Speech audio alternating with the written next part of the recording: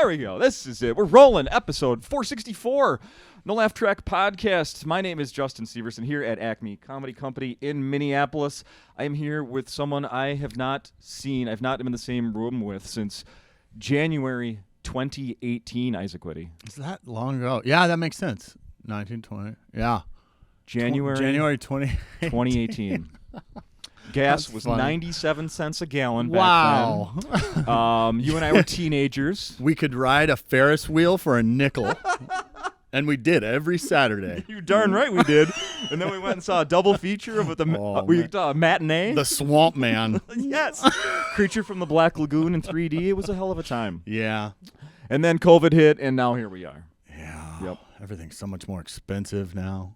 Yeah, so I'm going to call you out here for being a few minutes late for this podcast. But I didn't ask why. I'm going to fill in the blanks here. Okay. You walked because gas is so expensive. Oh, boy. Right? Sure did. Yeah. I rode my skateboard like Marty from Back to the Future. Oh, awesome. Like grabbed on the back of semis. That's It's cool. That could be dangerous. I don't care. I'm fine.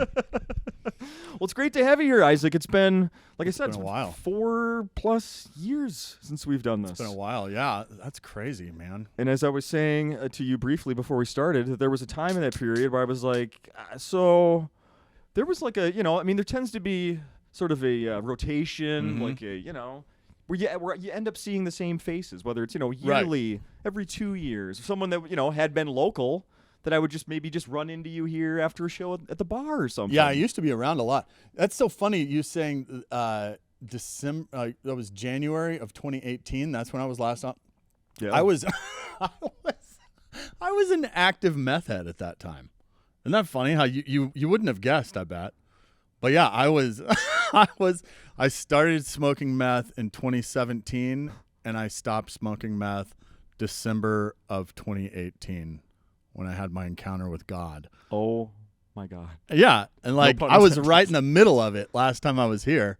So I wasn't on meth while we were doing it, but I was either recuperating from it or So as I told you also before we started, that I listened to you on a different podcast talk, and we're gonna address some of the stuff that I heard on this podcast that you did last fall. That would have been last fall. Yeah, in fall 2021. Yep. You did a podcast where you talked about a lot of your personal life, opened up quite a bit, and that's when I first heard you mention meth, is when I listened to that. Yeah. So since then, I have gone back and listened to the podcast that we did, and I'm like, all right, now I'm going to be like, are there any clues? Are there any clues that I didn't catch on?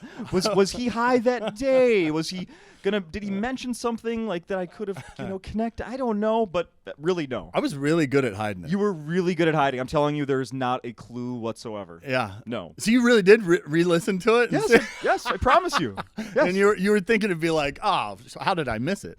Well, I thought maybe there'd be something that would be like, that was a clue, but I never would have caught on. I was rarely around back in those days because I was always in my apartment. Like anybody, like meth is not a party drug. It is a sit in your apartment by yourself and watch pornography. That is what.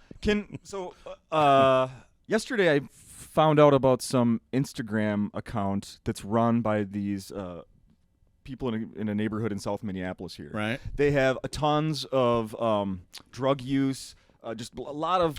Oh, like it's an establishment that actually sells like the glass pipes. No. This is a residential area. The neighbors are so fed up with all of the trouble and the cops not taking care of it. They put these cameras all around their cul-de-sac, basically. Oh, okay. And they have an Instagram account that they post the videos of people, that's a great idea. Shooting up, walking over, noticing the camera, and then immediately walking the other way. But I was telling my daughters about this yesterday, and I mentioned meth. Yeah. And they were like, we got to the point where I didn't even really know how to explain it, other than it's like what it is. Yeah, I'm like it's made like it's people can make it in their their meth lab in their house, and I've never done it. I hear the high is amazing. I don't think it lasts very long. No, meth, it does last long. It does. That's the thing. That's the nice thing compared to cocaine. The nice thing. Yeah.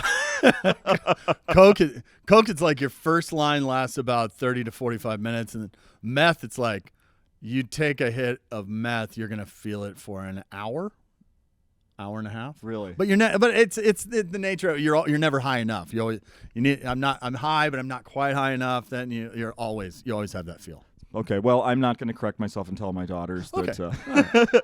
By the way, I was wrong, girls. It actually lasts way longer. It's economical. Yeah. I mean, comparison shop, but we'll see. Boy, I don't even. I mean, so I just want to go back here a bit. So, a note I wrote down when this podcast I listened to you do. You said, and I quote, "I completed my task of leaving God behind, moving to Minneapolis." Yeah. That's deep, man. Yeah, man. Holy cow. 23 years old. I completed my task of leaving God behind. Yikes. It was a very freeing time in my life. I remember those days of moving here back in November of 99. I remember them as like this, like pure independence, because in Tulsa, my parents were in the ministry. All my family worked in the ministry. Anywhere I'd go, people knew who I was, so I had to always look over my shoulder if I was ever drinking or I had to go to church. I hated going to church, but I went because what would people say? When I moved here, it's like it was licensed to ill. Yeah. I could do whatever I wanted. It was a new set of friends, and I absolutely left God behind. I know. That was amazing. And it was easy to do. Yeah, sure. Yeah. I mean, it's like starting over. Yeah, absolutely. You have your new identity almost. Yeah, definitely. Absolutely. So another thing I heard on that show. I mean, people should just stop this and go listen. No, I'm kidding. You mentioned cocaine already, and you did mention, and see, that's the thing is I was going back. I'm like, now, I have heard things of Isaac with cocaine, but is that rumors? Oh, you had heard like no. But let me just say. So I was because I know that my name was synonymous with cocaine for like 15 years in the Minneapolis scene. And honestly, I'm like, now, did I know that because of just rumors, like hanging out with comics, or is that because he's actually told me that? You did mention cocaine in 2008, doing cocaine. I did. You were talking about it back then. I did, but it was like a fake it till you make it type of thing.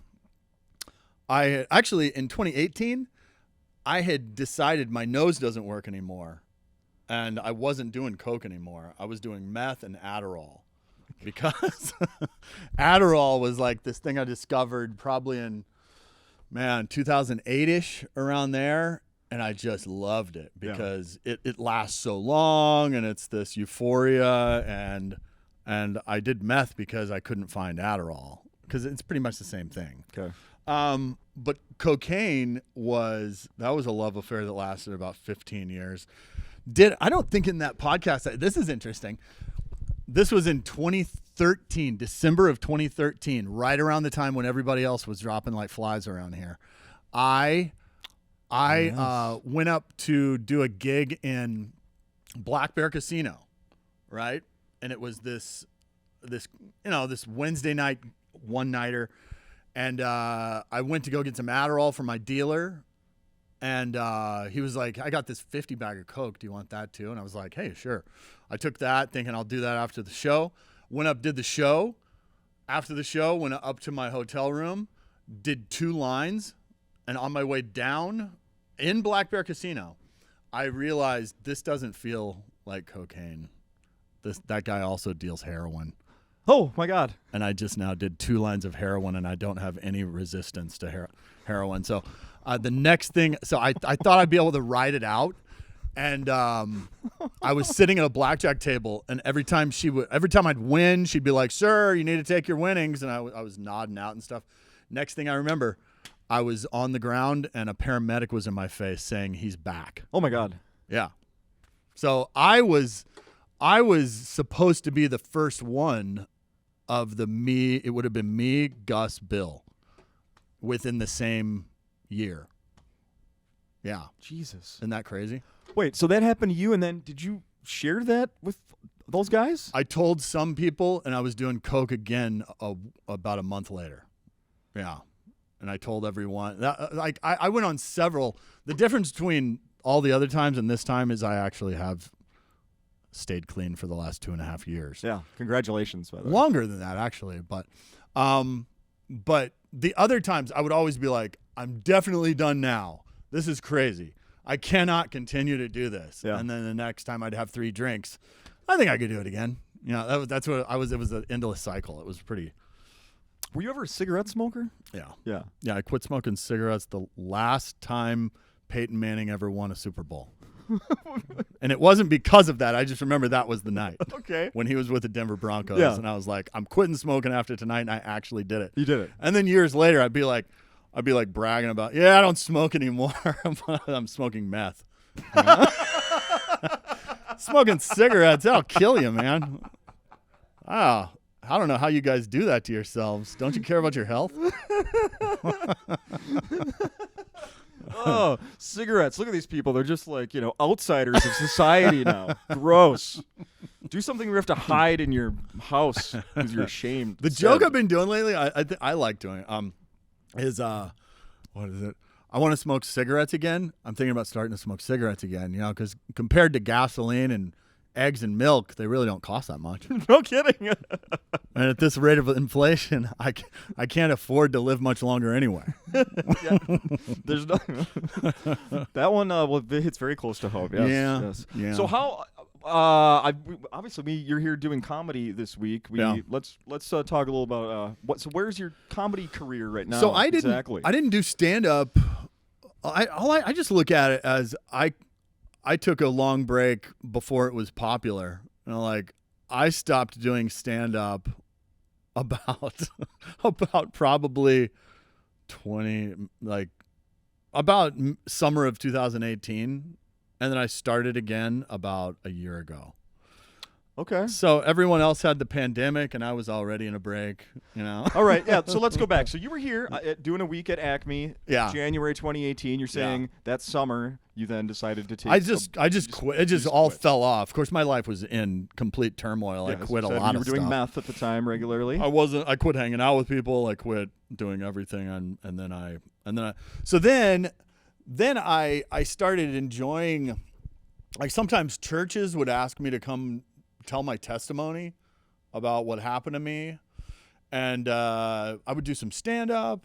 I'd tell my story, and I really like doing that. Actually, that's probably most likely the direction my life is going right now. I mean, I wouldn't be a bit surprised.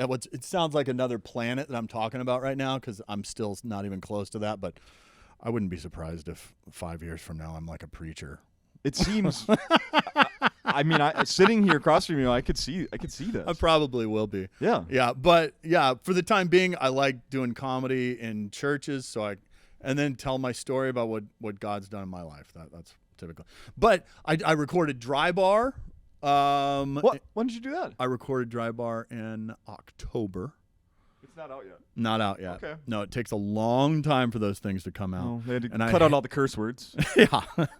I hate what I wore on it. Because when you stop smoking meth, like you just gain a ton of weight, right? Like I got up to, like right now I weigh 205 because I run every day. But I got up to 245. Oh my. Yeah, I got up to 245, and it was and I was like, I kept drinking after I quit doing hard drugs for like a year after that. So I was not doing uppers, and I was drinking just as much.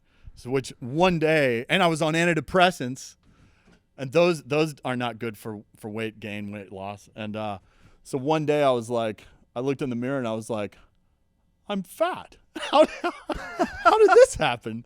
So like when you're a big guy, you don't realize what your clothes look like. And so I lost all this weight, and I was down to like 208 when I shot Dry Bar, but I'm still wearing fat guy pants.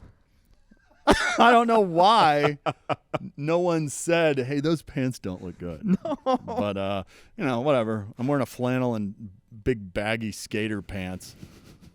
In my Dry Bar special. I probably won't make a nickel. Fashion trends change so quickly. That might be the thing by the time it comes out. Very true. Huh? They'll be like, he knew. That's very true. Yeah, it went from skinny to balloon pants.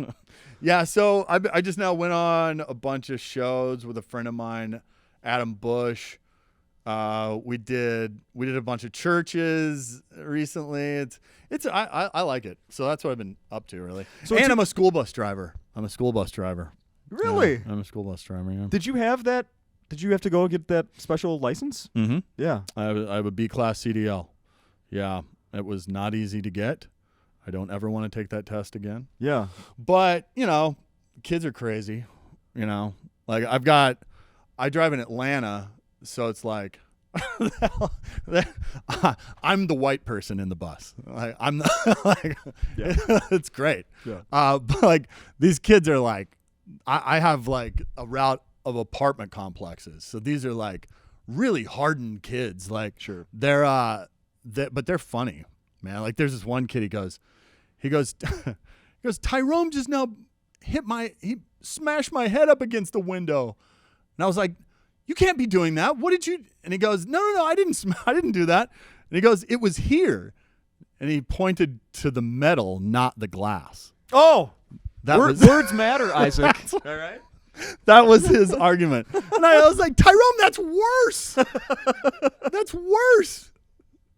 I didn't beat him up. I killed him. Don't say I beat him up. Oh, that's fantastic. Wow. 5 days a week? You're 5 days a week out. Well, morning, afternoon, field trips, everything? I don't like to do field trips. No, I do like I wake up at like 5 and then I'm off about 9 and then I go back to work about 1:30 and I'm off about 6. Do you take a little nap in between there? I can't nap. Oh. I still can't do it. Really? Yeah, that's what I would be doing. I wish I could nap, but you end up learning how to go to sleep at like 8. Sure.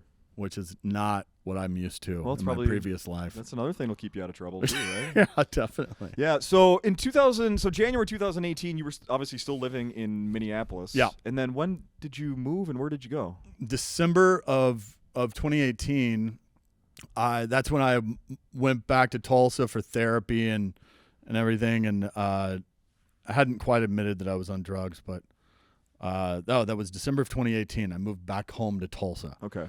And then my sister and brother-in-law, they got a pastorship at a church in Dunwoody, Georgia, called Chapel Hill. And my parents and me, we moved out there with them to support them in that venture. So you're living in Georgia. Yeah. When I first moved there, it was like during the pandemic, so it's like I didn't really feel like I lived there. I would just stay home all the time. But, sure. Yeah, but yeah, the last year I've kind of gotten to know the city more, and yeah, I like it. Yeah. Yeah, it's all right. It's Tulsa's hotter though. Interesting. Isn't that weird? Oklahoma's hotter. Interesting. Yeah. Have you done any comedy in Georgia? No, I haven't. No? No, very little. Very little. Okay. But yeah, I have not felt the need, because when you're driving a school bus, you have to get to bed so early. And Sure. I don't want to drive a school bus much longer, but that's where I'm at right now. Yeah. That's all. Yeah. So those signs, that job is they need the drivers here in Minnesota just as bad as everywhere else. They're I'm desperate sure. everywhere. Yeah, super desperate. Yeah, when I started, they gave me $1,000 bonus. And no, it was more like $2,500 in bonuses altogether. Yeah, I was going to say, they just it was kept more. giving more bonuses. Oh, wow. Here's for staying. And I was like, yeah, all right. Well, you know what you need to do now. You threaten to leave. Yeah. Mm-hmm. Mm-hmm. Yeah, there you go. Well, bad you need this route filled by a guy who already knows it. Yeah. That's right. I think we should, do you mind saying how things, you're saying you're sober now. Yes. What was the final? Can you say what the? I think it was that I was thinking about killing myself. Yeah, suicide will do that. And I started, But you didn't, thankfully. But I didn't. I never did try to kill myself. But I good. thought about it a lot. Yeah. And I had no money. I felt no hope. And it's weird. Like when you have no hope and nothing going, like that's a lot of, and if you cry out to God in times like that, that's a lot of times when he'll answer. Okay. Like in a very clear way, like he did with me. But yeah, it was just being completely miserable. Sure. That's really, there was no, you would think that me almost killing myself and with ODing and Blackberry, you would think that would have done it. Mm-hmm. But it didn't. No, I wasn't ready yet. I had more partying to do. Sure. But I mean, yeah. it's not unique. Obviously, Right. you know that. It's not. unique. Yeah. That's the funny thing is like you can't. People ask me like, our son is out of control. What would you like? Well, he has to be ready, and I can't. You can't. That's the frustrating thing about addiction. You can't tell anybody like you need to want this because I remember telling everybody like, oh, I'm for sure done a million times, but in my mind I was like, no way am I done. Yeah. I'm not even close. Was there somebody who always knew that you were lying, like better than anybody else? It was like, come on, Isaac, you're full of shit. And we know it. There were. Or let me try to answer that for you. Was it the people that were also doing the drugs? Yeah. Like, Yeah. yeah, sure. That's why that's a complicated question. Sure, I bet. Yeah, because they didn't want to be like, yeah, because they didn't want to stop either. Yeah. So that's the scary thing about having drug buddies is that you're what's that? Misery loves company, and so you just tend to go like, we're doing okay, right? You're good. Yeah, I think you're good. Yep. You think I'm good, right? Yep. And then you constantly tell each other, no, there's people way worse than us. Absolutely. Have you reconnected with people that you lost contact with because of drugs? 'Cause I'll admit that, like, I have a friend that I was very close with, like from elementary school to through some of our 20s probably. Right. And then I didn't want to do cocaine every night, and he started doing cocaine and pills, and I just like, okay, I don't want to. We can't hang out because this is just all you're doing, and I don't want to do that. Yeah. I'm not saying I'm better. It's just that was. Oh, my I thing. get it. That was my thing. Like, I get it. but it bums me out that we're not friends anymore. Yeah. And it hurts. It sucks. Well, it's a combination of like, yeah, I'm sober now, but it's also like 4 or 5 years since I've hung out with a lot of the people, and we're now all in our upper and mid 40s, and it's not the same as back when we were that age, and we're in a different times of life. Like, yeah, there's people I've reconnected with and I've apologized to. Okay, yeah. And but I just it's not like I'm best friends with any of those people again or anything like that. Sure. But I have new friends, whatever. So how often are you telling your story now? Probably like in the last month, I think I've been on stage telling my story probably in the last month, probably 7 times. Mm-hmm.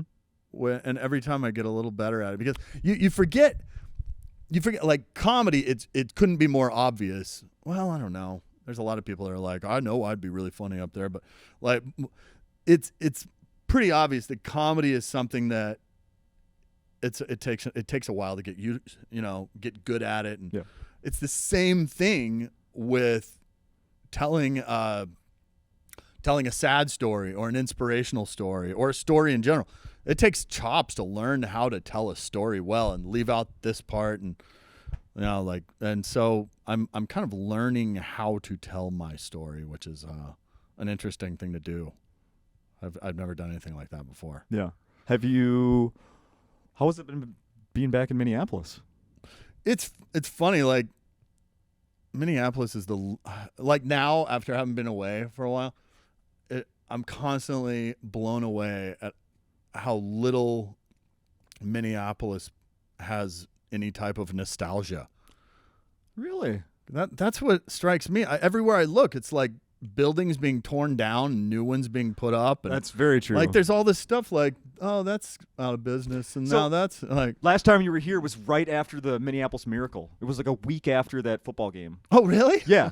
and when you and I talked, catch? Yes. Case Keenum to Stefan Diggs. You and I talked about it briefly, and we talked about where we were watching it. Right. And you mentioned you were at a bar called the Wild Onion. Has been closed for several years. Completely different building. So there's a perfect example. Yeah. Yeah. Your I remember nostalgia's being gone. angry at everyone in that bar because the game is on the line and you guys aren't even paying attention. Yeah, you were at the wrong place. Oh, it drove me crazy. So I left that bar all mad, drunk, walking down Grand, and I get to my apartment and I turn on the radio just in time to hear that pass. Yep.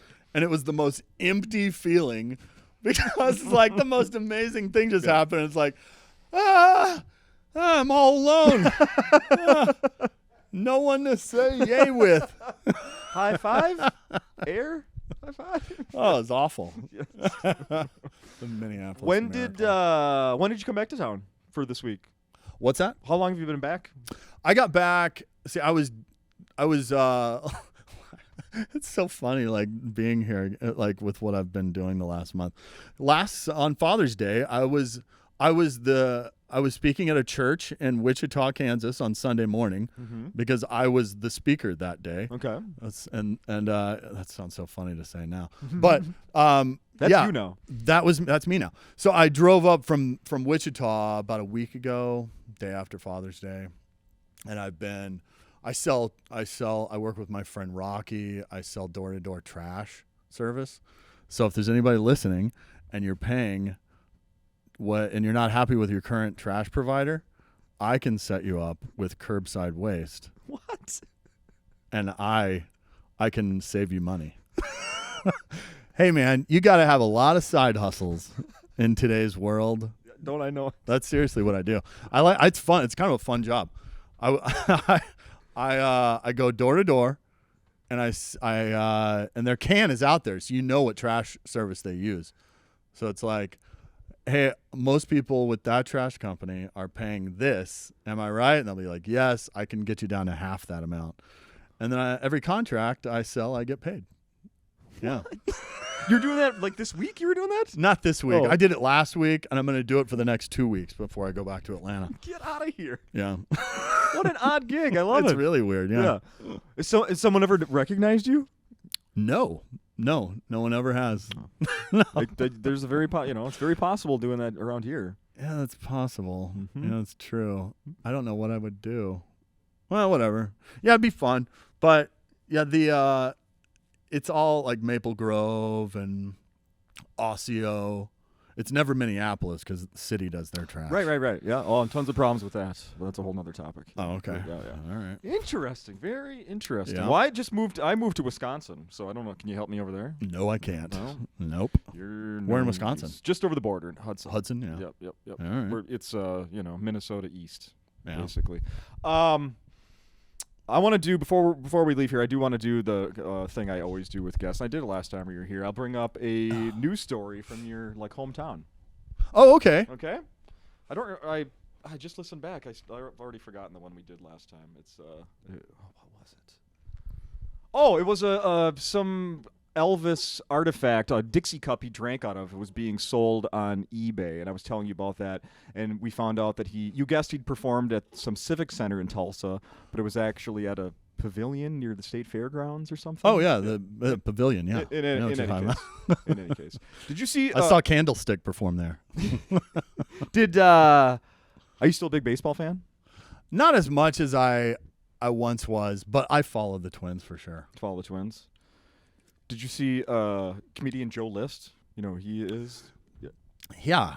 Joe List is, he's producing that movie with Louis C.K. right now, and Mike Early is flying to New York to that premiere right now. Yeah. Oh, it's tonight. I think he has a little part in it. Yeah, I heard. I think it's tonight. So things are going well for Joe right now. He has some job with a minor league baseball team, and he's going to play a game with them. Like for the team. Really? Yes. Joe List, famed stand-up comedian and star of the upcoming film 4th of July, co-written and directed by Louis C.K., has come to terms, they're saying this tongue-in-cheek, but come to terms to play for the Missoula Paddleheads. He's going to play one game with the Missoula Paddleheads. Like a full game? Yeah. It's not just a pinch hit situation I don't think or so. pinch I don't run? know. Well, I listened to the podcast he does with wow. Mark Norman, and he was saying, they think they're just bringing in a guy, maybe doing a bat. He's like, I'm hoping to hit a double or a triple. I have skill still, and I'm going to show them that I do. So what is this? Is this? No, so you've abandoned the hometown thing. Oh no, I'm going. No, I'm going back to this. I was like, is this going to come around to Tulsa? No, it's not. Okay. This when I went into my notes here, this just popped up. I got you. So I'm being a terrible host in that. But would that be something you'd want to do if somebody gave you the opportunity to play in a minor league baseball game? No way. It would be humiliating. You'd be humiliated. No, I wouldn't want to do that. You have the exact opposite opinion of of Joe there. Absolutely. Okay. Yeah. This is from Tulsa 2 News, Oklahoma. Okay. Tulsa police are looking for rebel scum seen on video stealing a stormtrooper from a midtown driveway. Oh, man. Yeah, the Tulsa Police Department posted a video of the theft this morning, but say it happened around 5:30 on June 17 outside the home near 3rd and Lewis. You know where 3rd and Lewis is? I do. That's not a good area. Oh, interesting. And then the writer of this article gets to be really creative. The force will be strong with the chosen one who can bring this nerf herder before the Jedi Council, or in this case, criminal court. Yeah, I know. Anyone who recognizes the man in the video is asked to call Tulsa Crime Stoppers. And there's a picture of it. It's a big statue of a stormtrooper that has been stolen from someone's front yard. Well, I'll tell you this. There's no way they're going to find it because everyone, I've heard a long time ago that in theft cases in Tulsa, you call the police and they pretty much say, well, we might get to it in a couple weeks, but we're so overdone right now. Sure. Yeah, so they're not going to get that back. That's what I take. This is like Big Lebowski. We're don't have high hopes for your Eagles tape. Remember Eagles cassette? Right. Or Credence. That's what it was. Credence. We're not going to find the Credence. So there you go. That was the top, one of the top crime stories. All right. Breaking news almost, really. 3rd and Lewis. Yeah. I think I know. Yeah, it's by 244, I believe. By 244. We'll have our team fact check that. All right. In a moment here. Let's see. Is there anything else I really wanted to mention? Seriously, congratulations on sobriety right now. Sure. Yeah. I mean, it's just it's so much that you've gone through, and now this, and being back at Acme. It's got to feel good. It does feel good to be back. Yeah. It's funny to see how I was at open mic on Tuesday, and I knew about 3 people. That's so weird. Sure. But it makes sense. I mean, not everybody can become a success at this, like me. But yeah, there's a lot of new blood around, so it's exciting. Yeah. I remember back when this was green. Oh yeah. Yeah. Yeah, for sure. I liked it green more, I think. Yeah. Let's Let's call Lewis out here. Isaac has a complaint, apparently. Bring back the old curtain. We'll bring it back for the rest of the week. But so, is there anything else we should be hitting up? I think. Boy, I mean, look for my dry bar. Coming out. Does it have a title? Does it have a creative it's title? It's going to be called "Don't Worry About Me, I'm Fine." Yeah. Really? Yeah. Oh, that fits.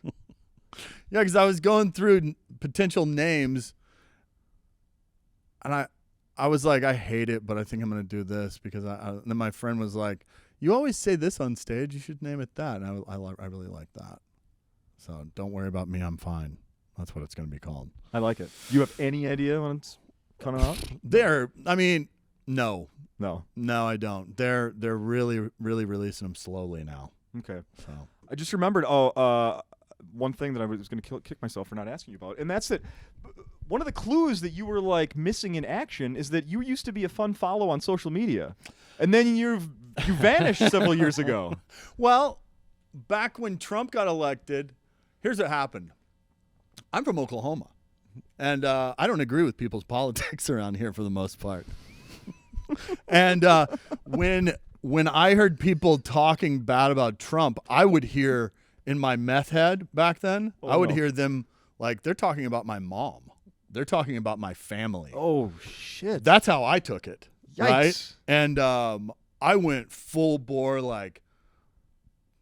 against people, what they would say on social media, and it didn't go well. And I lost a lot of, were they friends?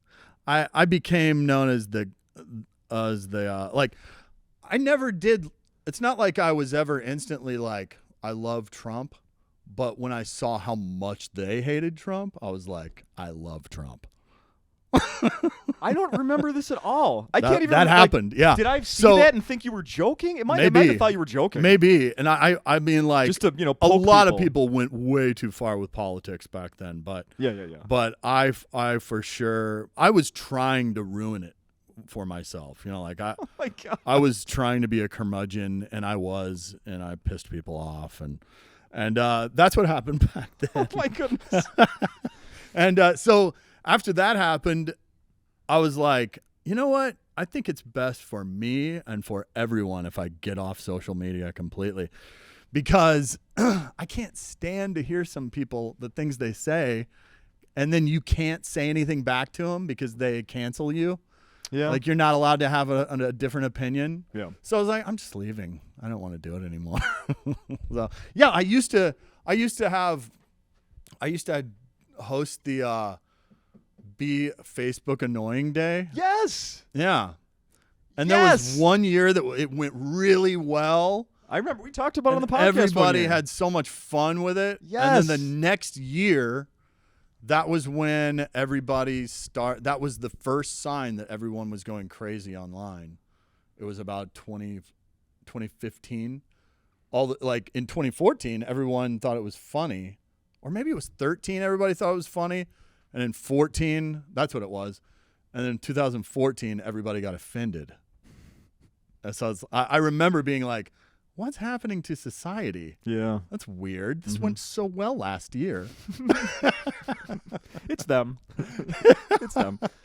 Wow. Yeah. Would anything bring you? Nothing would bring you back to social media. I mean, I don't know. It might help you. I probably need to. I mean, I probably need to. You're back out there. It might help you Yeah, that's true. I probably get more should. gigs and share the stuff you're doing. I'm And just not on it at all. Yeah. What I do right now is I unfriended all my Facebook followers, all my friends on Facebook, and now it's just picture storage. I saw that. That's all it is. And Twitter, I'm not on Twitter anymore, and I wouldn't know how to do any of these newer ones. No, don't. Do you do even. the newer ones? No. Instagram's my newest, which is not new. No. Yeah, no. Yeah. Yeah. So that's No, where I I'm have at with teenage that. daughters, so I'm aware of Right. the other ones quite a bit. How old were your daughters when you gave them a phone? Oh, I don't know, 13 and 11, 14, 12. Yeah. Maybe. Is Yeah. that a lot? I talked to a lot of people in your. Should have been older. That's what most people say. Yeah, should have been older. Yeah. Should have been older. Tons of peer pressure. Yeah. Tons of peer pressure. Ugh. Yeah. No. A few years or so ago, I read about a town in, I don't know, it's not in Minnesota, but they like have made an agreement, technology free. Like we're not using internet. And the Yeah. kids go to school like normal, and and they're all in paradise. You know? Right. Yeah. Anyway. Yeah. Anyway. This has been great, Isaac. It's been fun. I really appreciate your openness about stuff, and very man. happy that you're back at Acme, Yeah. and looking forward to see what's next for sure. I appreciate it, man. I will see you next time. Excellent. Thanks, Isaac. All right.